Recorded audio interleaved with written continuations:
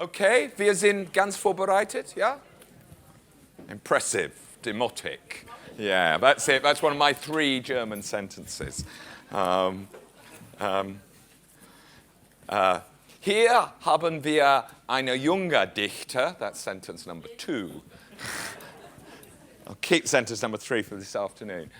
So welcome back, and now for your delectation we have Pollys Stenham, who is a playwright and who has one other very special claim to fame.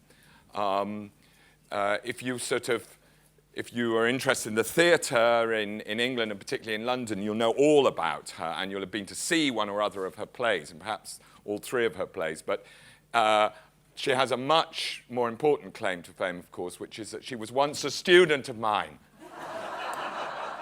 Yeah, sehr wichtig.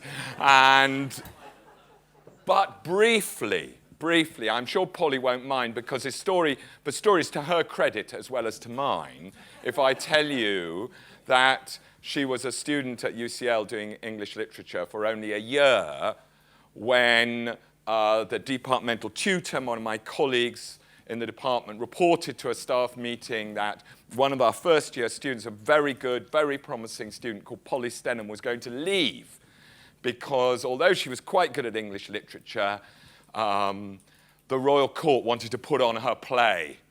And the departmental tutor said rather sadly, but I like to think at other universities they might have said, oh, it's terrible that she's leaving. But UCL is a worldly place, and the departmental tutor shook her head sadly and said, and I had to concur that this was the right option to follow. So I've just been upstairs telling Polly about all the bits of the course she didn't do and how wonderful they are and how she would have been an even better playwright if she'd done them. But she didn't do them, and her subsequent career has shown that the departmental tutor was right and that she did follow the right option. And her first play, That Face, which I remember thinking, oh, she's putting on a play at the Royal Court. Yes, I can see that's quite a good thing to be doing. And then Lindsay Duncan was in it, who's a kind of goddess as far as I'm concerned. And then I thought, my God, she's hanging out with Lindsay Duncan. Pathetic, isn't it? Then I was really impressed. And we're going to talk about the plays that Polly has written and had performed a bit later in the sort of second half of this discussion. When That Face. So how old were you, 19 or 20 or something? I was 19 when I wrote it. I was 20 when it first went on. Right. So when you were supposed to be studying English literature, you were writing the play? I was. Yeah. Oh. So she was very young. And there's an extra little twist of lemon in it for me because I mean, looking back down the corridor of years, Polly, you did what, when I was 20, that would be my idea of happiness and fulfillment in life. I start being a student and the Royal Court says, no, you're too talented, you're going to be a playwright. That's what I wanted to be when I was 20. And I wrote a play and it was performed at my university as Unspeakable. Unspeakable. Is that what it was called? Unspeakable? What was it? I know what it was called, and as you can probably see, I blush to recall the title, and I'm not going to tell you the title. And I've never told anybody the title. And please, no, not even in my cups will I tell you, because the title itself is of such supreme pretentiousness. Oh, go on, please. And the play, I have to say, no, this is my play. No, we're not talking about this. No. We're going to talk about Shakespeare first, and a bit, because there is a connection between Shakespeare and what Polly's doing at the moment, and everybody, all the writers who are talking to us, with us at the seminar, have chosen a speech or a scene or a bit of Shakespeare, or in Alice's case, some sonnets by Shakespeare. And we had Howard Jacobson doing the Graveyard from Hamlet last night. And Polly's got something from Shakespeare, yes? So you tell us what it is and tell you what it is or read it. Give it to you. Do you want them to? You want to read it and see if they recognise it? Well, the tiny section I've taken is from The Tempest, which is a play I'm enormously fond of, and actually my most recent play, draws quite heavily on it, which was sort of accidental. I didn't set out thinking it would be a source, but as I'm sure you all feel, Shakespeare's sort of in your bones, isn't it? If you read, if you write, if you kind of thing. He's just ever present in the culture of it. So without realising, I started writing a play about an island with a storm. And I thought, oh, there's another fabulous play. And so I started to really address the fact this was influencing me. So I thought I'd read a tiny bit from it, discuss the section a little, and then talk about, I don't know, the sort of relevance, I think, certain tones that Shakespeare has in his dialogue and the musicality of his dialogue with modern music and modern art, and then, you know, we'll shimmy onwards. So what do I do? Stand there? Do you want to stand up? It's absolutely up to you. Stand up. Stand. Yes. Go. Yeah. Is that working? Yeah. So this is a little speech by Caliban. Be not afeard. The isle is full of noises, sounds and sweet airs that give delight and hurt not. Sometimes 1,000 twangling instruments will hum about mine ears, and sometimes voices that, if I then had waked after long sleep, will make me sleep again. And then, in dreaming, the clouds methought would open and show riches ready to drop upon me, that when I waked, I cried to dream again. That's it. So, I mean, I think that bit is just amazing. It's about art, isn't it? I think. You know, on one level, it's about the sort of the spirits and the ghosts and the magic of Prospero, but surely it's about, you know, when you come out of something really good and you just want to go back in. You know that feeling when it's that good? You don't want the show to end. You don't want the book to finish. That sort of, I don't know, that sadness you get at the end of something brilliant. And for me, that's what this section's about, the crying to dream again. And I just felt I understood what he meant. And when Shakespeare is truly contemporary for me and relevant, which he completely is, it's that feeling that you, I don't know, it's like you join so many people before you. I got a shiver reading that, thinking of all the thousands of people who've read those lines before. You become part of this tradition and this context, which is just so exciting. And I suppose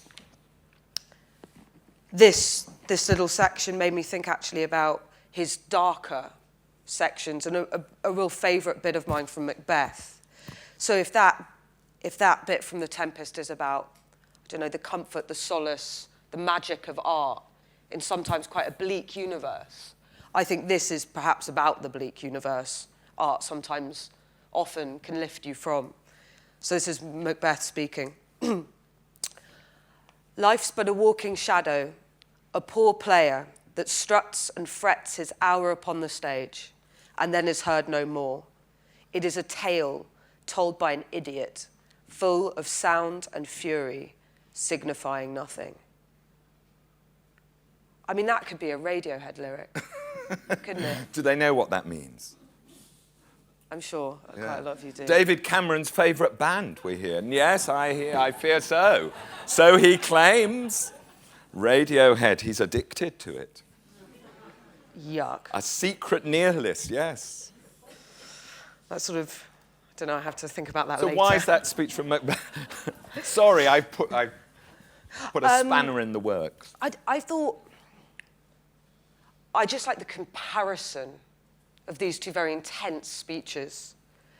And the Macbeth speech did get me thinking about Radiohead lyrics and the same sort of, titles of some of Damien Hirst's work. One of my favourite ones, The Physical Impossibility of Death in the Mind of Someone Living. No, The Shark. That's the title of the Shark piece. And I just think there's a sort of vivid nihilism that is both so modern and so ancient in all this work. And at the same time, the opposite, you know, the Tempest quote, this sort of delicious sort of hope.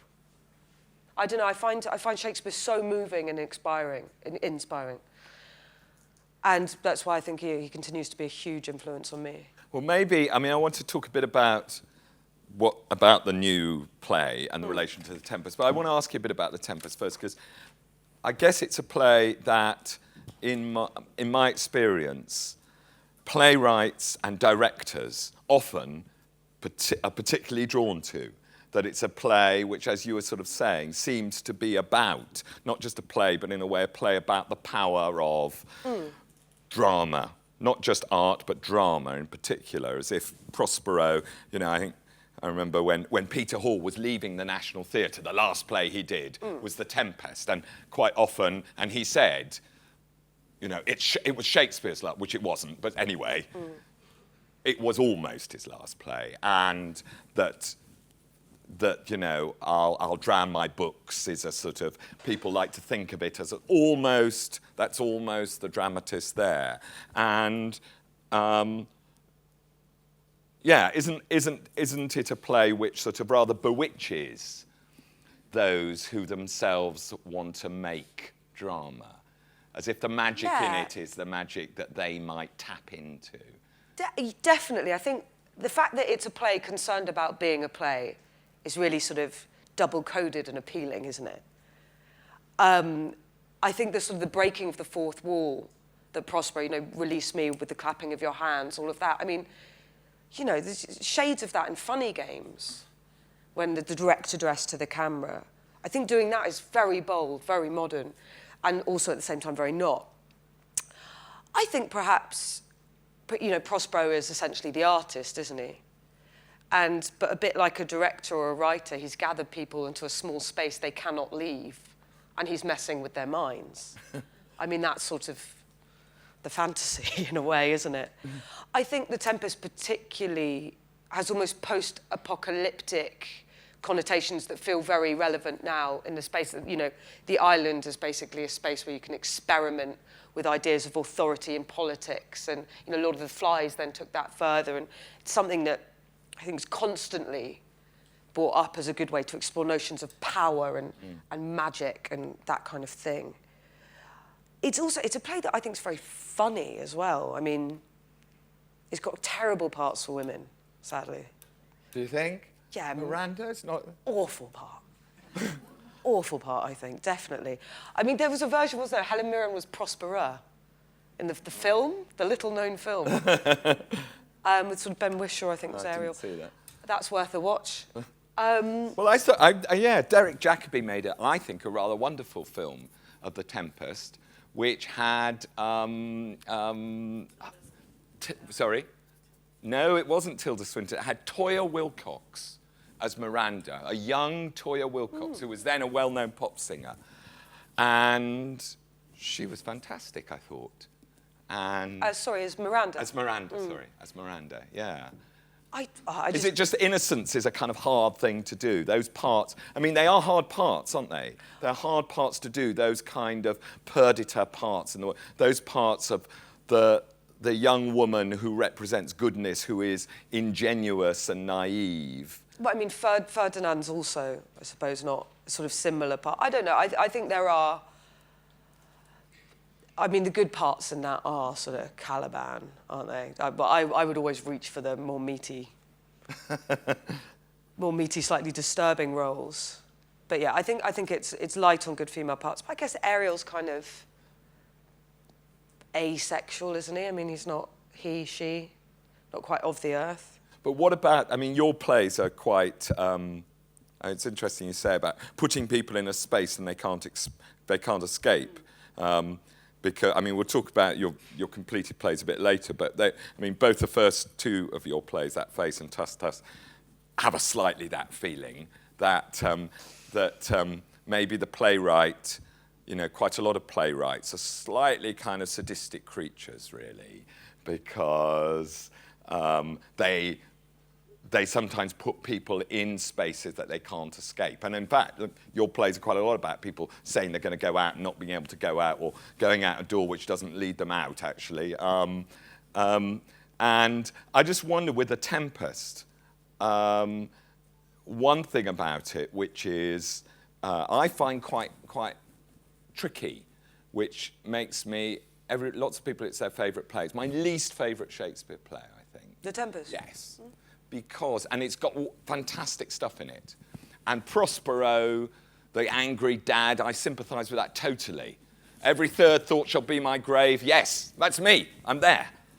And everybody's happy at the end, but he's not happy. But it's the magic. It's the magic that lots of people celebrate, that I've had a bit of a problem about the play, because he can do sort of whatever he wants. That's the fun, I think.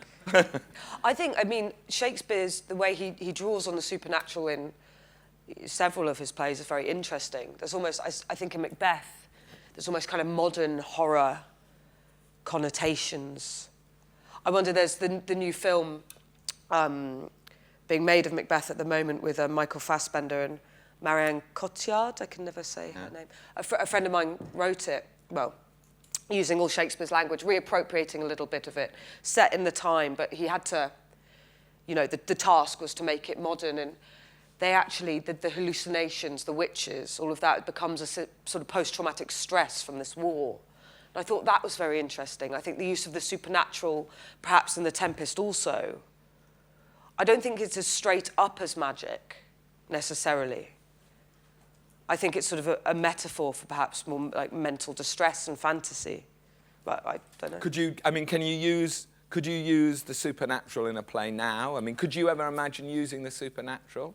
Interestingly saying that, my new play Hotel, which is this, it's a family go to a luxury resort on a remote Kenyan island, and for the first act, it's a sort of family play, modern day, sort of everyone's fighting, you sort of think you know what's going on.